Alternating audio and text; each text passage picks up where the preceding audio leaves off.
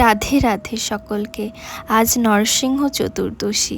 এই পবিত্র গোধূলি লগ্নে সম্পূর্ণ হলো প্রিয় গোপালের দিব্য অভিষেক। বলা হয় ভক্ত প্রহ্লাদকে রক্ষা করতে প্রভু নরসিংহদেব আবির্ভাব হয়েছিলেন এমন এক সময়, যা ছিল না দিন না রাত্রি, না ঘরের ভেতর না ঘরের বাইরে, না অস্ত্র না শস্ত্র, না মানুষ রূপে না পশু রূপে, না ভূমিতে না আকাশে, যেন অশুভর কোনো বাঁচার পথ না থাকে। হিরণ্যকশ্যপু ভেবেছিলেন তাকে কেউ পরাজিত করতে পারবেন না, কিন্তু প্রভুর কাছে যে অহংকার কখনো টিকতে পারে না, তাই স্তম্ভ ভেদ করে উগ্ররূপে এসেছিলেন। প্রভু নরসিংহদেব রক্ষা করেছিলেন তার ভক্তকে। আজকের এই শুভ তিথিতে শঙ্খধ্বনি, মন্ত্র উচ্চারণ আর প্রদীপের কোমল আলোয় দুধ, দই, মধু, ঘি ও পবিত্র জল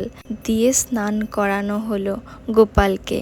আর 108টি তুলসীপত্রও দেওয়া হয়েছিল নাম উচ্চারণ করে। গোধূলির সেই শান্ত পরিবেশ, যেন মনে হচ্ছিল প্রভুর আশীর্বাদ নেমে এসেছে চারিদিকে।